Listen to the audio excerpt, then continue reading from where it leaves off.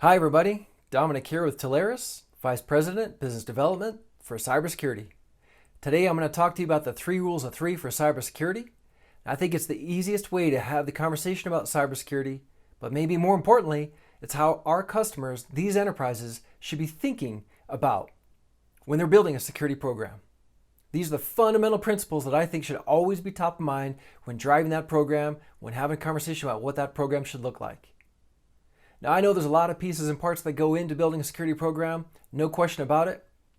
But I think that keeping these concepts top of mind, having the conversation right here, is where you keep it as a business conversation, which should always be the very first focus in deploying any kind of cybersecurity solution. Before you build a program, you must start with risk management. And what that really means is that you're identifying your critical assets, you're knowing where those critical assets live, you're keeping track of those critical assets, and you're defining the right mitigation measures to protect those critical assets. Critical assets, it's more than just data. Applications, systems, networks, facilities, people, and whatever else a business might define as a critical asset. Now that we understand critical assets, then we drive and define a security program. And a security program, to me, is built on these 3 fundamental concepts. The very first rule of 3 is confidentiality, integrity, and availability. And this is known as the bedrock principle in cybersecurity.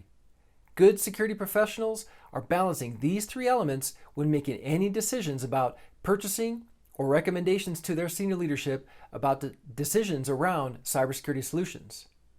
So a few examples: confidentiality matters a lot more for intellectual property and human resources systems than integrity and availability. Integrity and availability can be compromised, but not the confidentiality. So when a security professional is making recommendations about things they need to do for the business outcomes of a human resources department or an organization or entity that is protecting intellectual property, their first focus is confidentiality. They are willing to, or they should be willing to advise that a weakness in integrity or availability is acceptable, but a weakness in confidentiality is not. And therefore, money, time, and resources should be spent more on confidentiality than on the other 2 elements. But the exact opposite is true with e-commerce environments. Whether it's a business unit or a business entity that is doing e-commerce, availability is much more important than integrity and confidentiality. Now, it doesn't mean that the other 2 aren't important, but it means if it comes down to a decision, which it always does, between the money, the time, and the effort that needs to be spent on certain elements, availability for e-commerce environments absolutely will win. The transaction of that e-commerce environment must go through and the revenue must be realized from that transaction. That is the most important thing for that business unit. So a good security professional, putting the business first, will make recommendations and will accept guidance or propose recommendations around protecting the availability over and above the confidentiality and integrity.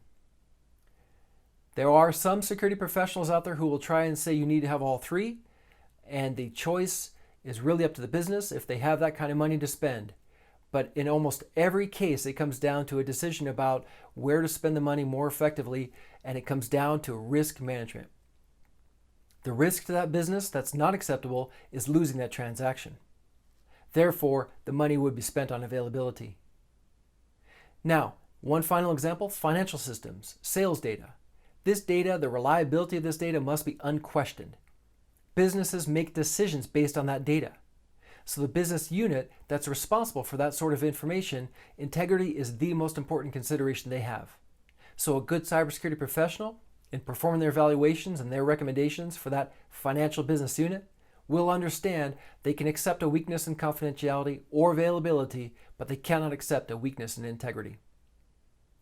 Now we move into the second rule of 3, which is probably my favorite: people, processes, and technology. With the right people and the right processes and the right technology, you can build a solid cybersecurity program.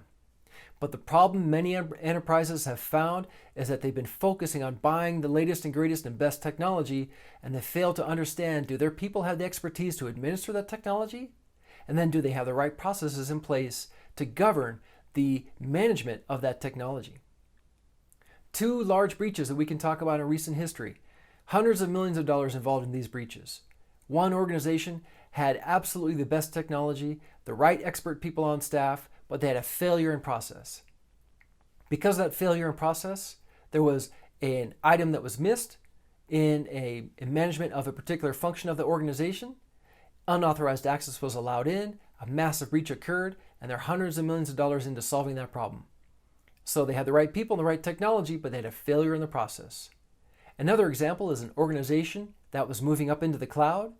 They had excellent technology, but they had people that did not know how to properly administer that technology, and worse yet, they didn't have a check and balance in their processes to make sure that when a change was made in that technology, that it was going to be looked at with a second set of eyes to make sure it wasn't going to allow unintended consequences into the enterprise. So unfortunately, they made the change. There was no oversight. That change allowed unauthorized access. And again, another massive breach and hundreds of millions of dollars lost in that sort of situation. Now let's move into capabilities. This is the final rule of 3. Protect, detect, and respond. Now that an organization has defined those critical assets, they must protect those critical assets. Now, protection is ideal, but detection is a must.